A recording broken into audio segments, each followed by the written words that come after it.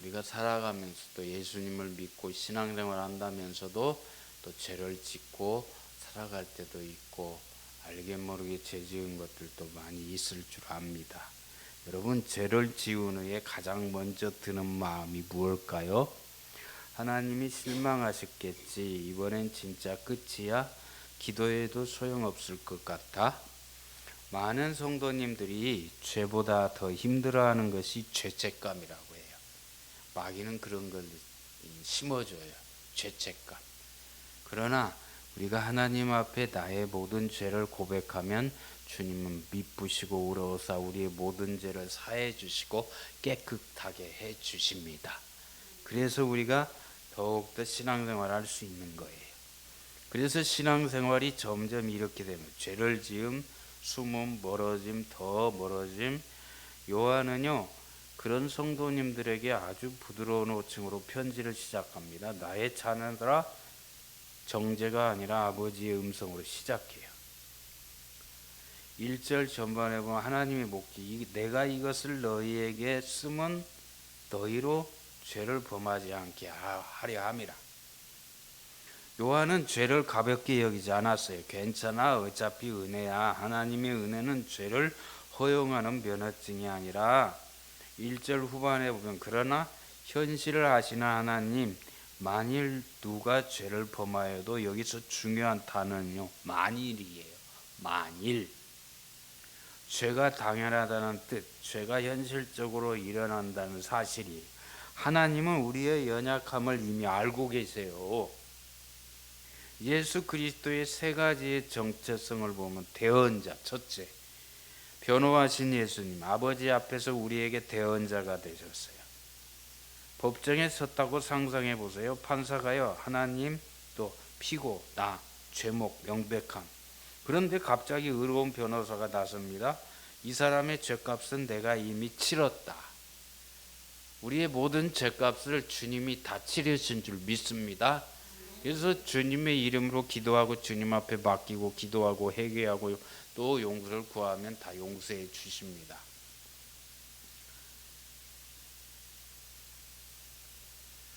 예수님은 우리 편 변호사일 뿐만 아니라 형벌을 직접 감당하신 분이에요. 그래서 무죄를 주장하고 대신 대속 주장. 우리가 뉴스를 보세요. 정치인들은 죄를 짓고도 떳떳해요. 자기들이 잘난 것처럼 얼굴에 철판을 깔고 당연한 것처럼 여기고, 또한 죄를 지어도 권력 앞에서는 죄도 뒤로 감춰지고 무능력해져 버리는 거예요. 우리는 그러면 안 돼. 하나님 앞에 우리는 정직한 삶을 살아야 됩니다. 의로우신 예수 그리스도, 왜 주님만이 우리의 대언자가 되실까요? 천사, 목사, 나의 선행, 의로우신 분만 죄인을 대신할 수가 있어요. 여기서 복음의 역사, 의로우신 분이 죄인을 변호합니다. 화목제물이 되셨어요. 주님은 옛날에 구약시대 때 보면 사람이 죄를 지으면 양이나 또 염소나 소, 송아지나 비둘기나 곡물들을 가지고 제사를 드렸어요. 번제, 화목제, 속죄제, 속건제, 또 그런 화목제물을 드렸단 말이에요. 태워서 드렸다는 거예요. 주님은 우리의 화목제물이 되셨습니다. 그래서 예수님을 믿으면 우리가 죄사함을 받아요. 아멘. 그래서 그는 우리 죄를 위한 화목제물이니 라고 말씀합니다. 이 화목제물은 분노를 잠재우고 관계를 회복시키는 제물. 부모와 자녀 사이가 심하게 깨졌다고 우리는 가정해 봅시다. 사과만으로 해결 안 돼요. 상처가 실제로 존재합니다. 예수님은 단순히 괜찮아 라고 말한 것이 아니라 상처의 값을 몸으로 치르는 분. 그래서 예수님은 죄를 덮어 두신 게 아니라 공의롭게 용서하신 분이세요. 죄를 지었을 때 도망가지 말라. 많은 성도들이 죄를 짓고 또 기도를 중단하고 죄 가운데 교회 거리 두기. 그러나 성경은 말씀합니다. 그때 더 가까이 오라는 거예요. 하나님 앞에 더 가까이 나가야 돼요. 죄 지은 후 도망칠 대상이 아니라 달려갈 대상이 바로 예수님이에요. 예수님을 찾아야 돼요. 아멘. 성령의 충만, 또 회개로 이끌어주고 사탄의 정죄는 포기로 이끌어주게 합니다. 사탄은 그래요. 우리가 한번 질문해 봅시다. 이 마음이 나를 하나님께 더 가까이 하는가 아니면 멀어지게 하는가? 은혜를 핑계 삼아서 죄를 가볍게 여기지 말라는 거예요. 중요한 균형은요, 죄를 심각하게 보아야 돼요. 또 그러나 소망을 빼앗지 않은 은혜를 아는 사람이 돼요. 죄를 쉽게 짓지 말아야 돼요. 내 안에 예수님을 모시고 살면 죄를 안 지는 거예요. 아멘. 그래서 하나님 앞에 바른 믿음으로 살아야 될 줄 믿습니다. 사랑하는 귀한 성도 여러분, 그래요. 우리는요, 여기 보면 요한일서 2장 1절 2절 말씀 우리가 읽어, 나의 자녀들아 내가 이것을 너희에게 쓰면 너희로 죄를 범하지 않게 하려 함이라. 만일 누가 죄를 범하여도 아버지 앞에서 우리에게 대언자가 있으니 곧 의로우신 예수 그리스도시라.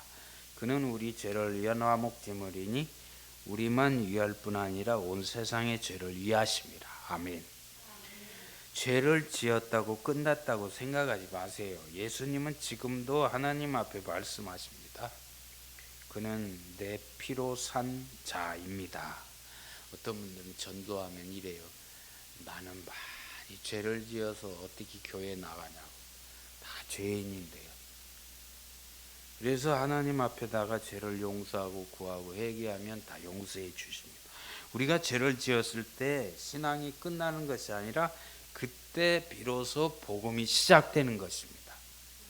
저와 여러분 모두 성령 충만하여 죄를 멀리하고 또 믿음으로 사시기를 예수님의 이름으로 축원을 드립니다. 아멘. 하나님 감사합니다. 오늘 또 거룩하고 복된 성회를 허락하시고 오늘 말씀 앞에 우리 자신을 다시 세워주시니 감사를 드립니다.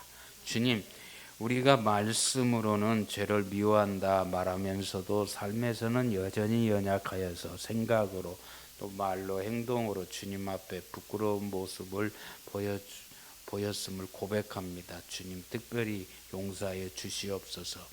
죄를 지은 후에 주님께 나오기보다 스스로 정죄하여 멀어졌던 우리의 모습, 이 시간 주님 앞에 다 내려놓습니다. 하나님 아버지, 그러나 오늘 말씀을 통해서 우리에게 대언자가 계심을 다시 듣게 하시니 감사합니다. 우리의 변명이 아니라 의로우신 예수 그리스도께서 지금도 하나님 아버지 앞에서 우리를 위해 말씀하고 계심을 믿습니다. 주님, 우리 죄를 덮어주신 것이 아니라 십자가에서 값없이, 아니 값비싸게 용서하셨음을 기억합니다. 다 십자가에서 우리의 죄를 위해서 십자가에 못 박혀 돌아가신 예수님을 잘 믿게 하여 주시옵소서. 이제 우리의 남은 삶이 습관적인 신앙이 아니라 복음 앞에서 날마다 자신을 점검하는 삶이 되게 하여 주시옵소서. 넘어질 때마다 포기하지 않게 하시고 다시 십자가 앞으로 나아가는 믿음을 허락하여 주시옵소서. 우리의 가정과 일터와 삶의 자리 또 교회에서 우리가 의로워서가 아니라 의로우신 주님을 붙잡고 사는 사람으로 겸손하게 살아가게 하여 주시옵소서. 모든 죄인을 위해 화목제물이 되신 우리 주 예수 그리스도의 이름으로 기도드리옵나이다. 아멘.